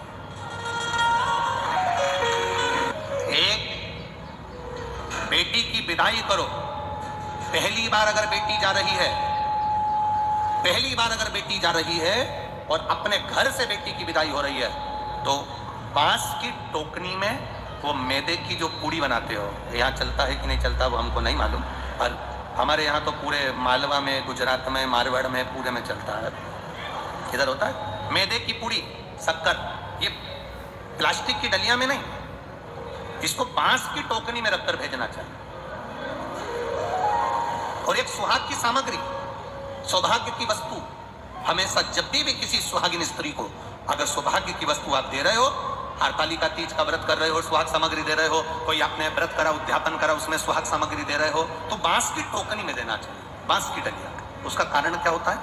बांस एक ऐसा होता है, बांबू बांस एक ऐसा होता है जो कि कितना भी उसको काट लो वो फिर बढ़ना प्रारंभ हो जाता है, फिर काटो फिर बढ़ना प्रारंभ हो जाता है, फिर काटो फिर बढ़ना प्रारंभ हो जाता है। इसलिए सुहाग की वस्तु अगर हमने एक जरा सी सामग्री भी सुहाग की डलिया में दी है तो वो अखंड सौभाग्य का काम कर जाती है और जिंदगी भर का काम करती है। अब ना जाने कहां से ये तुम्हारे पास में प्लास्टिक की डलियां होना गई, तो लोग इतने सरल हो गए, बांस की डलिया लेंगे तो 15 रुपए की आएगी, प्लास्टिक की डलिया 3 रुपए 5 रुपए में आ जाएगी, 5 रुपए में आएगी, अपना काम खत्म, दे देंगे, दुनिया उसका यूज करेगी तो ठीक, ना करे तो। बांस की डलिया आजकल कौन रखता है गुरुजी? प्लास्टिक की डलिया तो लोग संभाल के रखते हैं, पर ये नहीं सोचती कि समय की अवस्था में ये बांस की डलिया बहुत काम आती है। किस जगह पर काम आती है? जब घर में मान लो कोई बड़ी बीमारी सम्मुख में आकर खड़ी हो जाती है, पति या किसी व्यक्ति को घर में रोग उत्पन्न हो जाता है, तुमने अगर बांस की डलिया में सुहाग का दान दिया है तो घबराना मती, तुम्हारे पति के प्राण यम भी नहीं ले जा सकता, उसको साधना पड़ता है। कई बार कई स्थान ऐसे हैं जहां पर बांस की डलिया का प्रयोग होना चाहिए। अखंडता दीजिए, अखंड। मेरी माताओं से एक निवेदन हमेशा रहा है, आज फिर निवेदन करेंगे, तुम मांग में सिंदूर भरो। मांग में जब सिंदूर भरते हो तो एक बात अपने अंदर उतार कर रखना, तुम्हारे तैयार होने का जो कक्ष है, तुम्हारे श्रृंगार का जो कमरा है, तुम्हारे तैयार होने की जो जगह है, वहां पर लकड़ी का सिंदूरा जरूर रखा करो, प्लास्टिक का सिंदूरा मत रखो। सिंदूरा जानते हो आप लोग? अरे बोलो तो जानते हो? जिसमें लकड़ी के सिंदूरे में सिंदूर भरा हुआ, कुंकू उसमें भरा हुआ, लकड़ी के सिंदूर।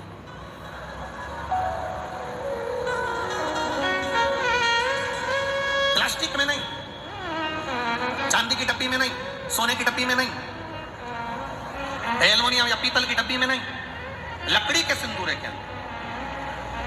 इस सिंदूरे में, इस लकड़ी की डब्बी में, इस लकड़ी की डिब्बी को केवल लकड़ी की डिब्बी मत समझना, इसको सिंदूरा की डब्बी केवल सिंदूरा की मत समझना, इसको ध्यान लगा कर देखना। इसके अंदर मां दुर्गा, इसके अंदर गणेश जी महाराज, इसके अंदर सूर्य नारायण भगवान, इसके अंदर भगवान विष्णु, इसके अंदर देवादिदेव महादेव, ये पंचदेव शंकर भगवान की पंचायत इस सिंदूरे की लकड़ी की डब्बी के अंदर रहती है। इसके अंदर जो सिंदूर भरा जाता है, इन 5 की साक्षी रखकर मांग में जाता है, जिससे नारी का सौभाग्य अखंड होता चले जाता है।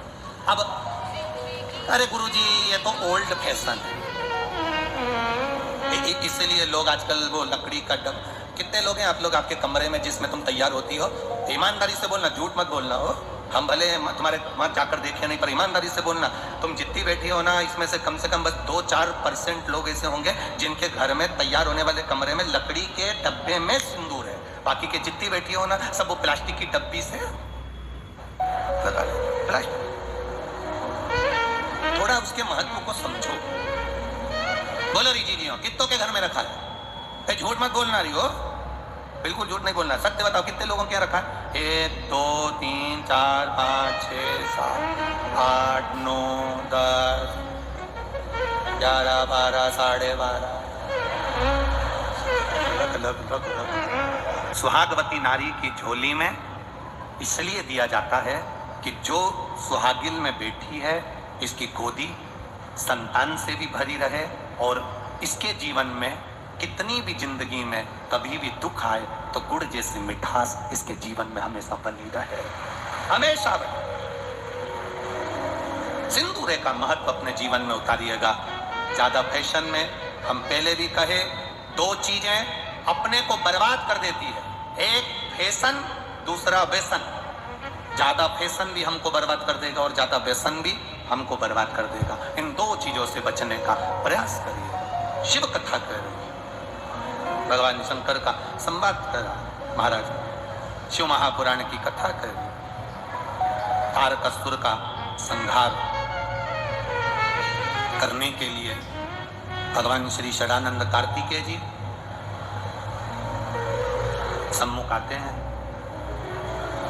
पार्वती जी कह देती हैं इस तारकासुर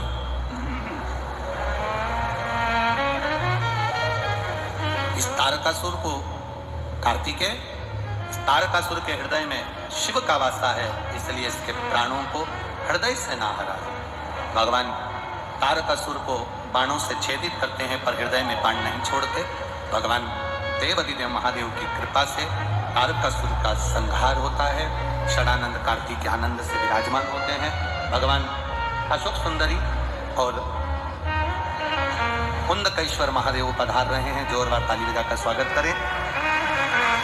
बहुत बहुत साधुवाद देता हूँ मैनपुरी से महामंडलेश्वर स्वामी श्री हरानंद जी महाराज जी को, जिनके यहाँ पर रोज प्रतिदिन बटुक ब्राह्मणों द्वारा कड़ी और खिचड़ी का प्रसाद बनाया जाता है और सुबह 3 बजे से उठकर इन गुरुजी के शिष्यों द्वारा कड़ी खिचड़ी बनाकर यहाँ भक्तों को वितरित करी जाती है। एक बार जोरदार ताली बजाएं। मैनपुरी से महामंडलेश्वर स्वामी हरिहरानंद जी महाराज जी, उनके पावन चरणों को दंडवत प्रणाम करता हूँ।